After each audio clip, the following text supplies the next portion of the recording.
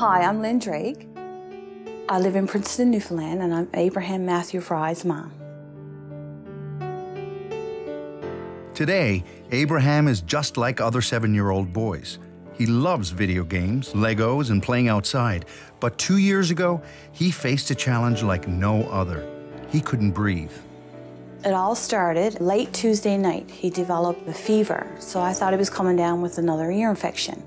So I gave him some Advil and his puffers, and I put him back to bed, like a mother would. And later on that night, he woke up and he started throwing up. He was all choked up.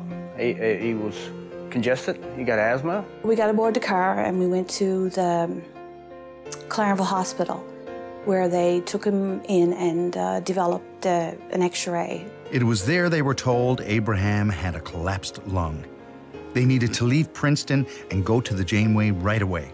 We arrived at Janeway, They come in and told us that he would have to have an OR procedure to try to remove the mucus plug around his lung, which made the collapsed lung, and told us that he might not make it through it. To help Abraham breathe and repair his collapsed lung, he was rushed to surgery and then kept in the ICU, a stay that would last 3 weeks as he faced complication after complication.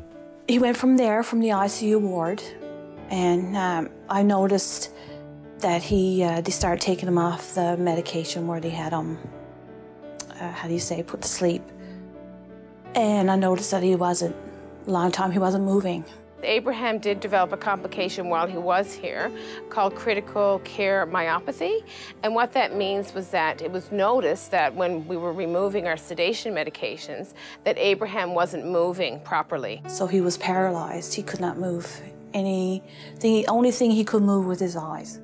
As the doctors and nurses worked to keep Abraham alive, he wasn't responding to medications like he should. And on the 4th shot, he developed the Rikers, and they had to stop the treatment.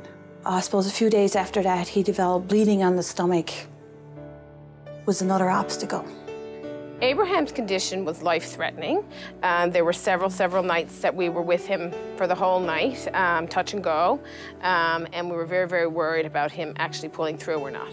But this is one tough kid. So with his mom by his side and doctors working around the clock, Abraham began intensive therapy to help him get better and to teach him how to walk again. I guess it was tough on him, trying to learn how to walk and everything again. He used to get frustrated, like every child, I guess. But he loved the crowd. He always had a smile for him.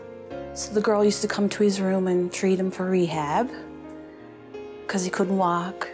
So he went from there to rehab. He went from there to sitting up, to holding a pencil, to walking.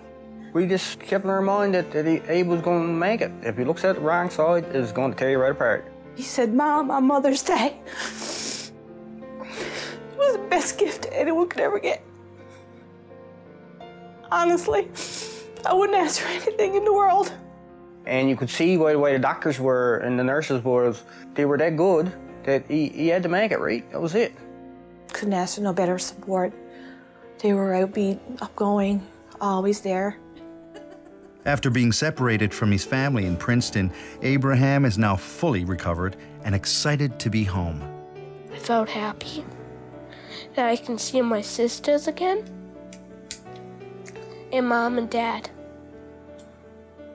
Yeah, when we were gone, my dad messed up the whole entire house.